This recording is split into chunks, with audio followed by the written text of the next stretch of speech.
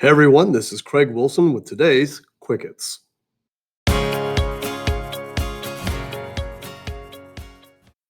Mathagon.org is a free math resource. Most of it is secondary, but it does have a little bit of elementary into it. It does not require a login. However, that might be helpful for saving your progress sometimes when you're solving puzzles or when you're progressing through your courses. Speaking of courses, let's go there. They are building out courses. This was created in the UK, so be careful with these grade bands. Be a little liberal. They're a little bit different than we have here in the United States. Some of them are still being built out, but there's a lot done already. So for example, if you go here to triangles and trigonometry, so there starts off usually with an introduction. Anything that's underlined in orange is a pop-up and we'll give you some additional information. If it's in green, it's usually pointing you to something on the screen that is of importance, highlights it out and makes it a little bit more visible. You do have to complete the entire screen before it'll let you move on to the next course or the next piece of the course. So for example, here I go to properties of triangles. This is a point where it does wants me to answer a question before it'll give me more information. Again, some more pop-ups here. And the acute triangle has 3 acute triangles. I had to think about that for a second. Archie here in the corner is your little virtual assistant. You can ask him for help, and he'll also encourage you as you go along the way. This would be a good tool to use to introduce a topic, maybe reinforce through independent practice, to put in your playlist. It's nice, it's interactive, it's well explained.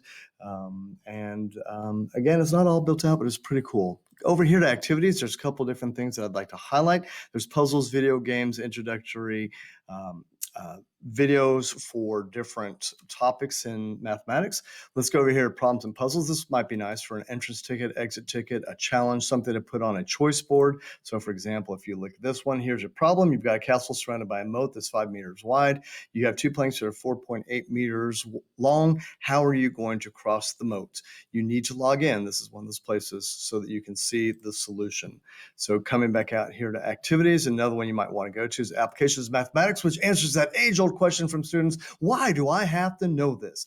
If I teach calculus, for example, here I got all the different fields of interest that involve calculus. So they're relevant, they are of peak interest to students. So for example, a student might be interested in digital music. It explains why you have to know calculus to go into the field of digital music. Back out here to activities, one more I want to show you was Polypad. Polypad is an interactive whiteboard here. You can pull on your polygons here. You can rotate them around. What you cannot do, however, is change the size. I have tried to do that. Further down here, you've got number tiles. You've also got these fraction bars. So if you wanted to show students how 3/3 is equivalent to 1 whole, they snap onto each other. But if you want to show them what happens if you have 4/3, what happens if you have 5/3, you have the ability to erase this as well. But this is the tool I really like. This is an interactive protractor. You can move it around. You can drag it. If I wanted to prove that a rectangle does have 90-degree angles, if I can get it right, there. Well, that's it for now. If you have questions or ideas for future Quick Hits, reach out to us at help.tist.org.